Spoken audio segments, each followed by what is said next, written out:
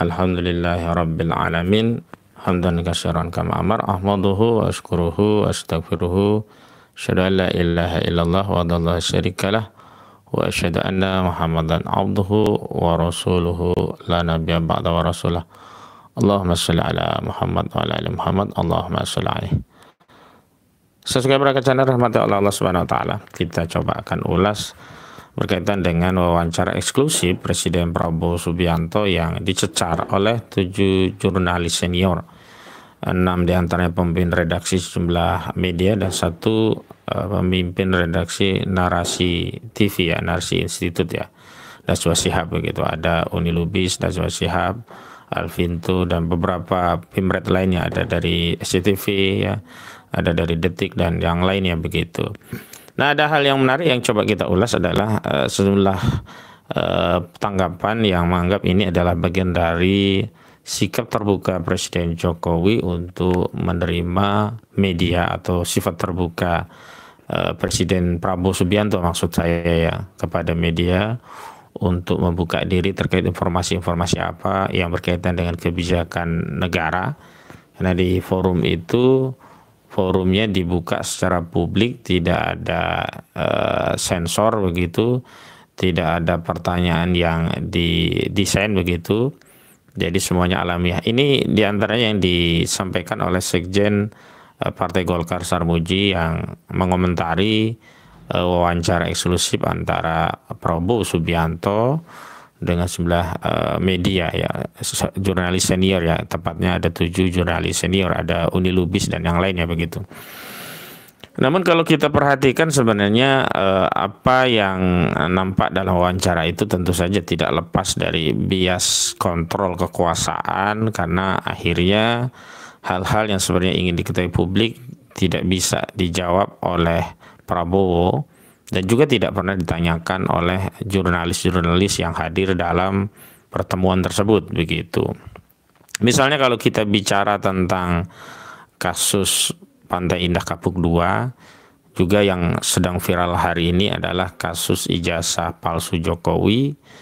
Ini kan seharusnya hal-hal yang bisa ditanyakan oleh jurnalis kepada Presiden Prabowo Subianto tentang sikap negara dalam isu ini seperti apa. Karena kasus ijazah palsu itu bukan kasus private ya, bukan kasus perdata, tetapi kasus publik, kasus pidana. Sehingga negara harus hadir mewakili rakyat untuk mengungkap kasus ini begitu. Dan sebenarnya kalau kita bicara tentang konteks diskusi begitu, sebenarnya penjelasan dari Presiden dalam forum tersebut tidak ansih hanya menjawab apa yang ditanyakan oleh sejumlah wartawan senior, melainkan juga bisa menjelaskan apa yang ingin disampaikan berkaitan dengan sikap negara terhadap sejumlah isu-isu yang hari ini ramai diperbincangkan publik. Harusnya begitu.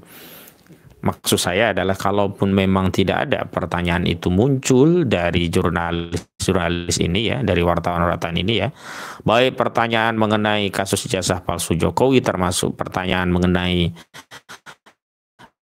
kasus Pantai Indah Kapuk II yang menzolimi masyarakat atau rakyat Banten, toh Presiden Prabowo Subianto juga punya hak otoritatif sebagai narasumber untuk menjelaskan apa pandangan negara yang saat ini dipimpinnya berkaitan dengan sejumlah isu, khususnya berkaitan dengan kasus ijazah palsu Jokowi dan kasus PIK II begitu. Karena itu saya berbeda pandangan dengan Sarmuji yang mengapresiasi ruang redaksi yang bisa bertemu dengan Prabowo itu sebagai sebuah kedekatan antara Presiden dengan media, sekaligus keterbukaan Presiden untuk menjawab berbagai persoalan publik yang ditanyakan oleh media tanpa sensor. Karena pada faktanya apa yang ditanyakan oleh jurnalis-jurnalis tersebut dan juga apa yang dijelaskan oleh Presiden Prabowo Subianto tidaklah serta-merta mampu mewakili apa yang sebenarnya hari ini dipersoalkan rakyat dan diinginkan oleh rakyat. Contoh sederhananya adalah ketika Prabowo Subianto menjelaskan masalah demo begitu, khususnya berkaitan dengan penolakan RUU TNI yang belum lama ini sudah disahkan menjadi Undang-Undang TNI, juga kritik masih berkaitan dengan adanya inefisiensi yang diterapkan oleh Prabowo Subianto ya untuk mengurangi inefisiensi untuk melakukan efisiensi anggaran. Begitu tanggapan Prabowo tidak hanya normatif justru tendensius begitu. Normatifnya yang pertama Prabowo Subianto hanya menjelaskan bahwa demo itu adalah hak konstitusi ya, hak yang dijamin konstitusi dalam berserikat, berkumpul dan menyampaikan pendapat. Ini tentu saja normatif, tanpa pandangan presiden pun kita juga bisa langsung membaca pasal 28 Undang-Undang Dasar 1945 yakni konstitusi negara yang mengatur tentang kemerdekaan berserikat, berkumpul dan menyampaikan pendapat.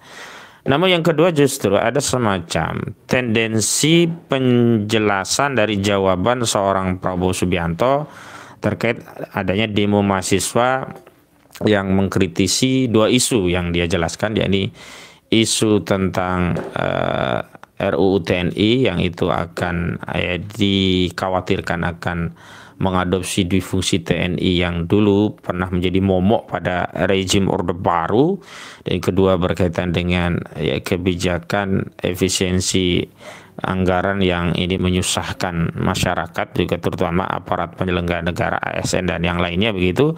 Tapi justru Prabowo Subianto mengedarkan narasi tuduhan.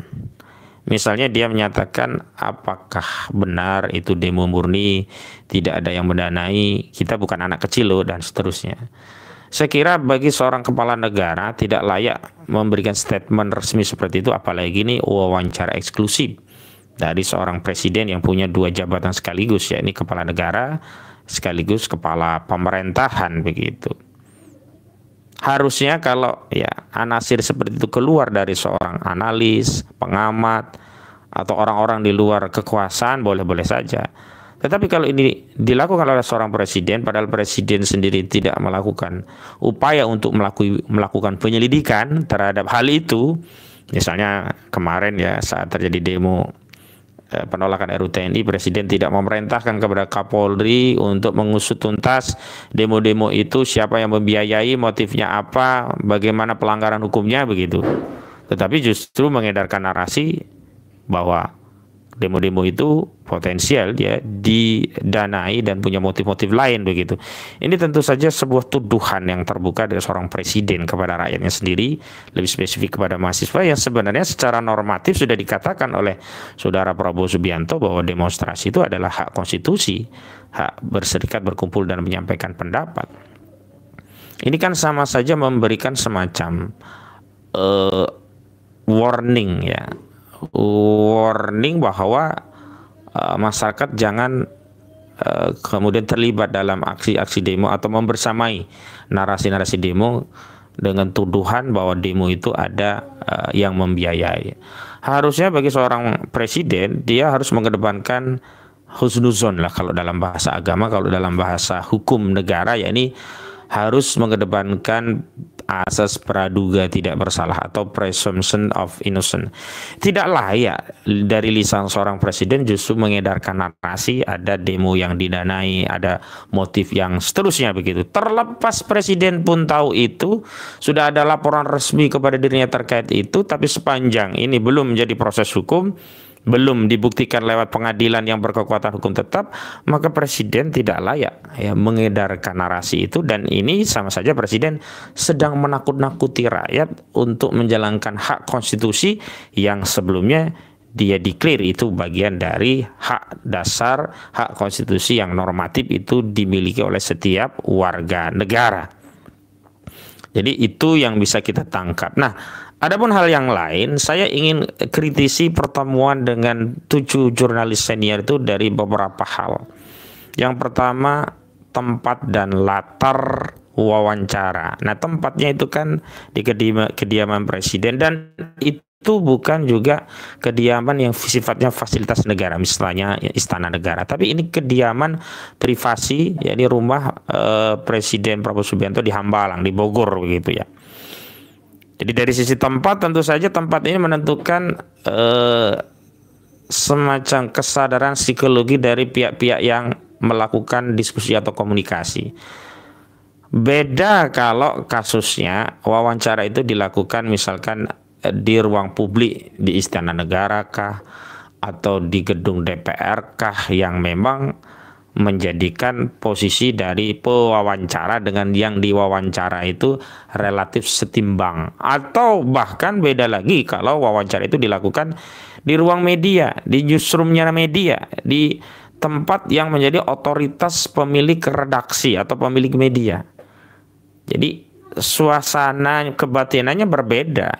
Tetap saja secara psikologi jurnalis-jurnalis ini di dalam benaknya tumbuh kesadaran, saya sedang berada di rumah presiden dan sedang mewawancari presiden, tentu memilih dan menetapkan pertanyaan-pertanyaan yang relevan, baik relevan dengan kebijakan yang sedang dijalankan presiden, termasuk juga relevan dengan suasana kebatinan atau psikologinya presiden. Dalam tanda petik sederhananya, ya jurnalis itu tentu tidak akan mungkin mengeluarkan statement atau pertanyaan-pertanyaan yang akan menyinggung pribadi presiden, atau pertanyaan yang tidak berkenan untuk ditanyakan presiden, apalagi pertanyaan yang tidak mungkin dijawab oleh presiden. Ini dari sisi latar ya, dari sisi tempatnya. Yang kedua, penyelenggara ini bukanlah inisiatif dari media, tapi inisiatif dari presiden yang mengundang jurnalis-jurnalis senior itu untuk hadir. Tentu saja konteksnya adalah adanya kebutuhan presiden terkait eksistensi media bagi kekuasaannya. Bukan sebaliknya, adanya kebutuhan media atas informasi yang diinginkan publik dari narasumber seorang presiden. Kalau konteks yang kedua itu yang menyelenggarakan media, di mana media mengundang presiden hadir untuk menjadi narasumber terhadap isu-isu yang sedang diperhatikan publik begitu. Tentu dalam konteks kedua ini lagi-lagi ya, kalau kita bicara tentang analisis kepentingan, tentu kepentingan yang lebih dominan itu adalah kepentingan presiden. Sementara kepentingan media termasuk rakyat yang butuh informasi dari presiden itu sifatnya determinan saja, pelengkap saja, aksesorir saja begitu. Dan ini terkonfirmasi, pertemuan itu kemudian diamplifikasi sebagai bentuk presiden terbuka ya pada media, menjawab apapun ditanyakan media, tidak ada unsur sensor dan seterusnya. Sebagaimana komentar itu disampaikan oleh Sekjen Partai Golkar, yakni Sarmuji, dan kita tahu Partai Golkar pun bagian dari kekuasaan. Partai Golkar ini ya bagian dari partai yang berkoalisi dengan Gerindra yang mendukung kekuasaan Prabowo Subianto. Artinya agak sulit kita menyimpulkan bahwa semua produk keluaran, baik dari sisi fakta hasil wawancaranya ataupun framing terhadap hasil wawancaranya itu ya objektif untuk kepentingan publik. Tanpa ada kepentingan subjektif, ada tujuan-tujuan atau motif-motif yang hendak direalisir oleh presiden, oleh Prabowo Subianto. Dan kita sudah tahu di antaranya kepentingan yang ingin direalisir itu adalah ya membuka satu ruang diskusi yang ingin dikonfirmasi oleh publik bahwa presiden terbuka kepada media, presiden tidak tertutup, tidak anti kritik dan seterusnya begitu. Nah, justru yang ketiga yang menurut saya ini paling penting untuk kita waspadai adalah ada istilah di dalam bahasa Jawa itu cara untuk menundukkan lawan politik itu dengan mengapresiasi, memberikan ruang, mengakomodir beberapa kepentingan dalam rangka agar kepentingan kita yang lebih besar terakomodir juga oleh lawan politik. Atau dalam politik Jawa itu disebut bahasa Jawa itu dipangku mati. Maksudnya begini, ketika media-media itu sudah diapresiasi, diberi ruang khusus, apalagi tempat yang eksklusif, wawancara berjam-jam, lebih dari 4 jam, dengan narasumber eksklusif, tidak semua media bisa ya mewawancari seorang presiden ya. Tentu ini menjadi semacam semacam cara bagi Presiden Jokowi untuk menundukkan media agar di luar pertemuan tersebut, pada konteks wawancara yang lain, pada konteks tugas-tugas jurnalistik yang lain, ya, jurnalis-jurnalis yang diundang ini atau media-media yang diundang ini tidak dalam tanda petik sepenuhnya membantai narasi yang dikeluarkan presiden, karena ada, kalau bahasanya itu ada ewuh pakewuh. Lah iyalah, kita pernah diundang presiden, kita diapresiasi, tidak semua jurnalis diundang. Jadi kalau ada yang agak miring jangan terlalu kita ulas lah. Kalau ada kebijakan yang kontraproduktif dengan kepentingan rakyat jangan terlalu kita kritisi lah. Gak enak kita. Nah, ini dalam konteks budaya barat mungkin tidak akan terjadi, bisa jadi ya. Karena profesionalisme di barat itu mengedepankan kepada objektivitas. Sementara budaya timur itu lebih kepada mengedepankan subjektivitas ya. Hubungan personal itu lebih didahulukan ketimbang produk keluaran dari subjek tertentu.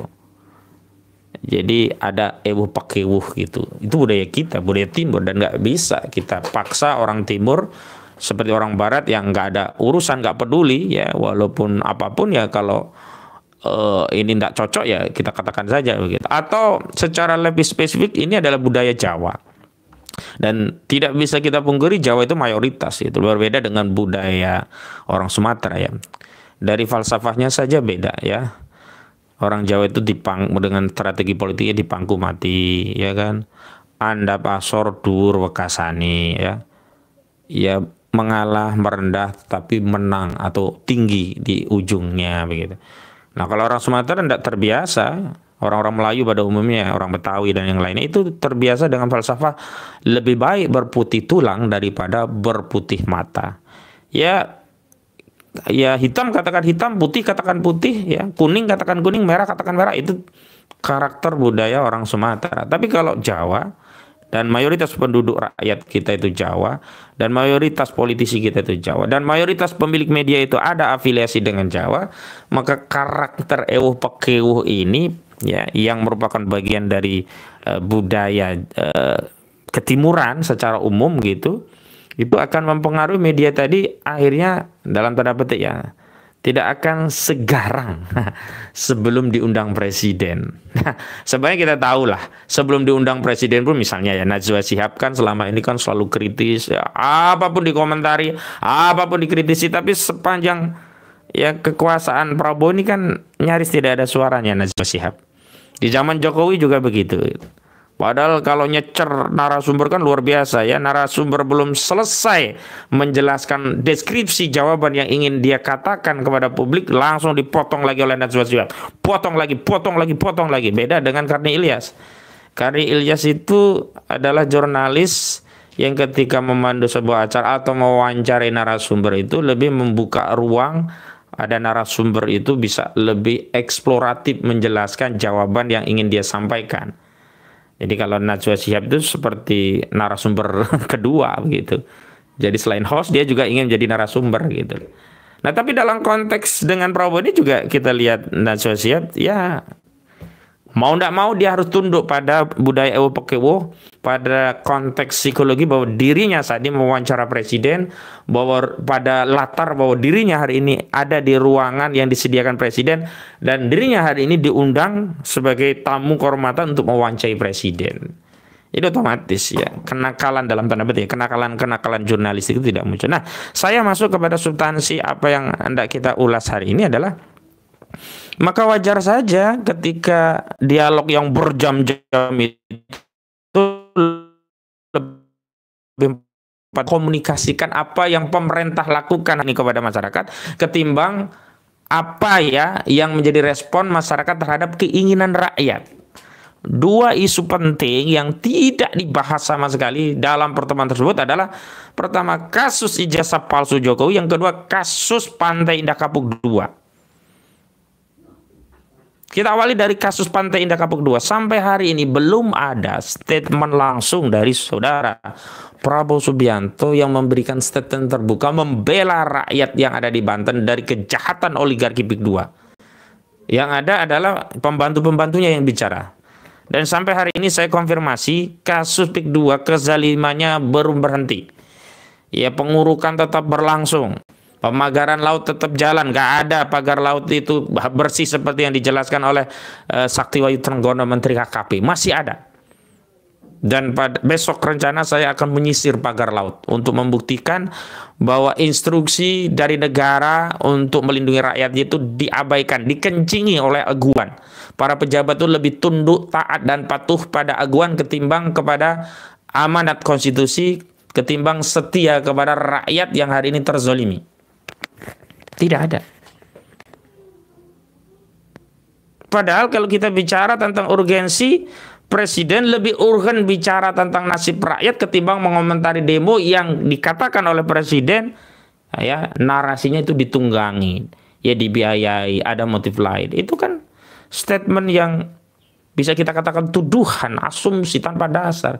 Kalau memang ada sebagai Presiden yang dia lakukan bukan bicara itu di ruang publik, tapi panggil Kapolri, perintahkan Kapolri, lakukan penyelidikan, cek mahasiswa, apakah benar ada motifnya. Kalau ada proses, nggak apa-apa. Daripada ketimbang membangun narasi umum yang ini menjadikan semua demo itu dicurigai oleh masyarakat. Kenapa?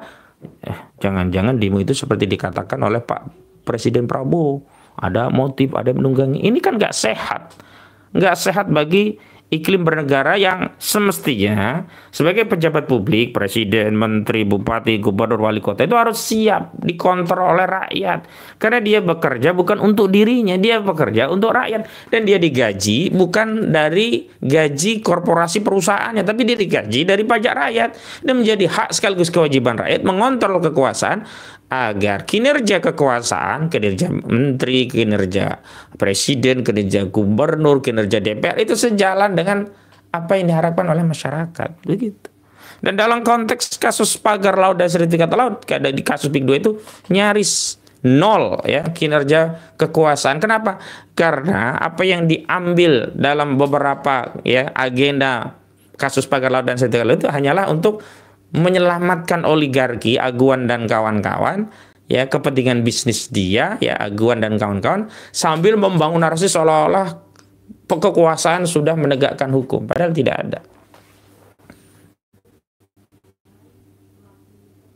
Sampai hari ini pun Arsin tidak disidang-sidang, dan kita tidak akan mungkin percaya bahwa pagar laut itu kerjaannya Arsin. Kita juga akan nggak percaya sertifikat laut itu cuma kerjaannya Arsin, nggak akan percaya. Dan kekuasaan melalui aparat penegak hukum justru sedang membangun narasi seolah-olah masalah ini selesai di Arsin, selesai di Kohot, dan menyembunyikan ada kepentingan Agung Sedayu Group, ada kepentingan Salim Group, ada kepentingan Aguan, ada kepentingan Antoni Salim, yang ini justru dikunci seolah-olah ini tidak ada kaitannya. Padahal masyarakat di Banten, orang di lapangan tahu.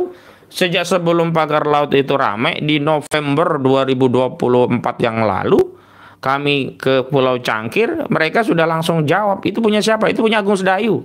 Pagar laut itu punya Agung Sedayu.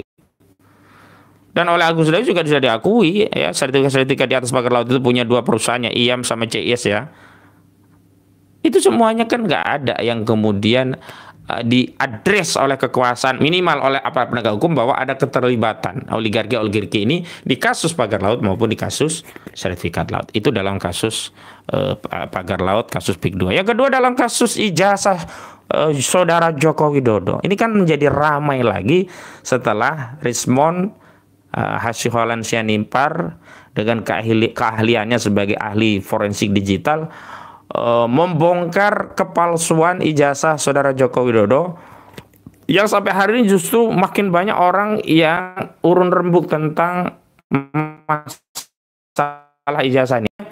Masalah-masalah ijazah ya yang menjadi perhatian publik hari ini makin banyak ya, data-data baru yang menguatkan bahwa ijazah Jokowi itu palsu gitu loh.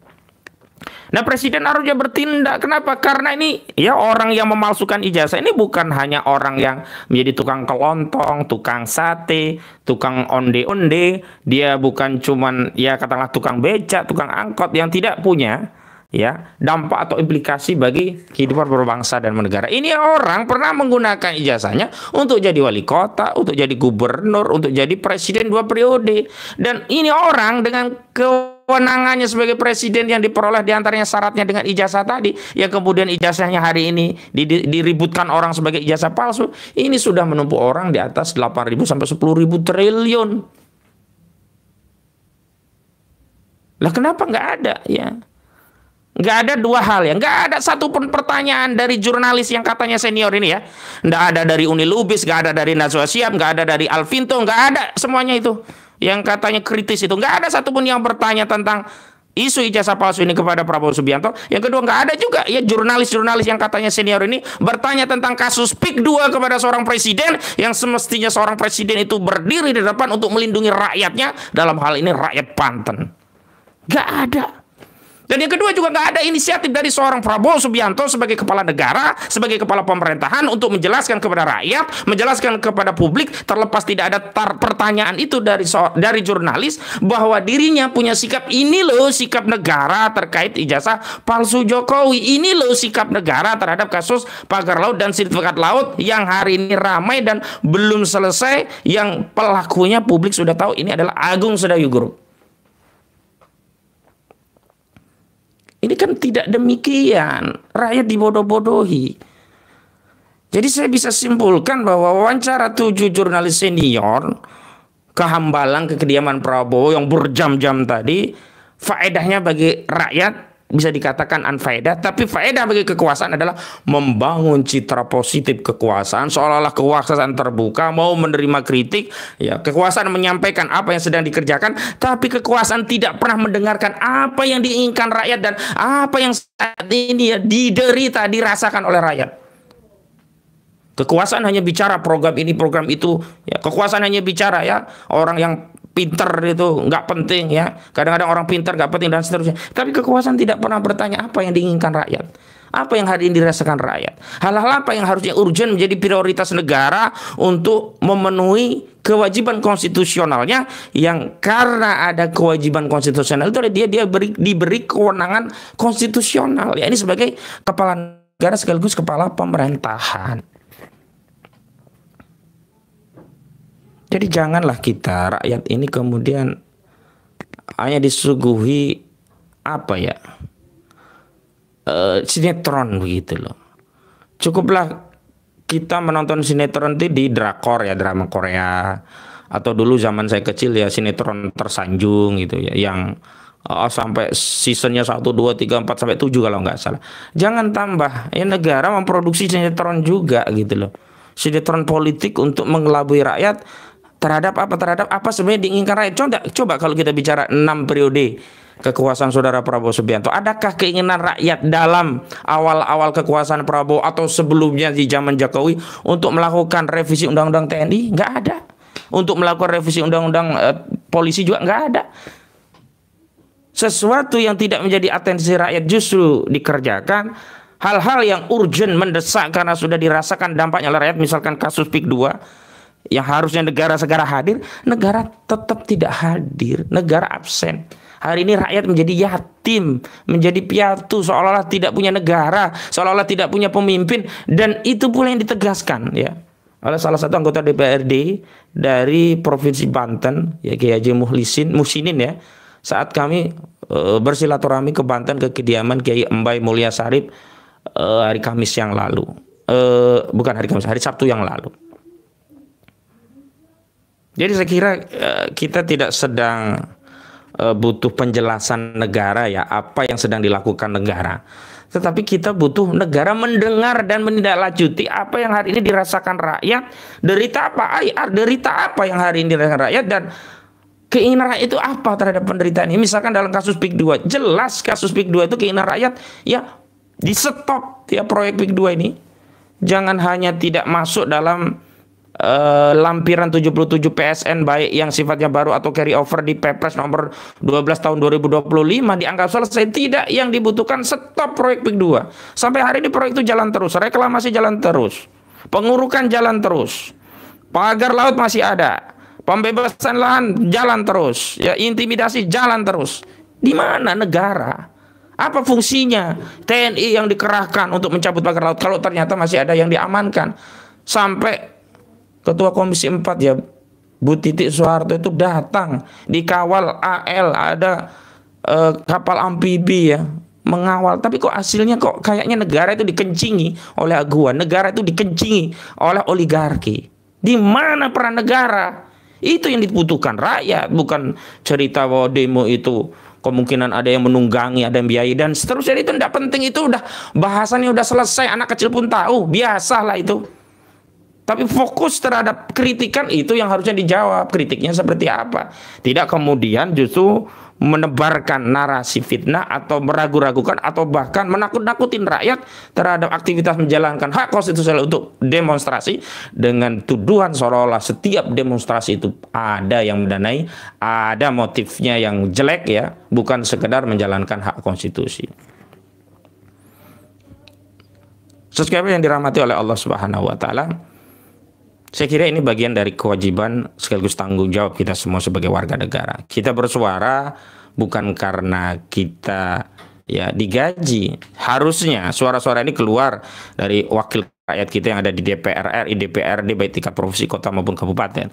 Tapi alih-alih mereka menyuarakan apa yang kita suarakan, mereka pun ikut bungkam sebagaimana kekuasaan juga hari ini bungkam. Karena itu ini adalah kewajiban sekaligus tanggung jawab kita sebagai warga negara untuk ikut memperbaiki negeri ini, mengontrol kekuasaan agar menjalankan apa yang sejatinya diinginkan rakyat. Bukan sebaliknya, hanya bicara tentang kekuasaan, apa yang diinginkan kekuasaan, tapi tuli dan bisu terhadap apa yang dirasakan rakyat dan diinginkan oleh rakyat. Demikian yang bisa saya sampaikan.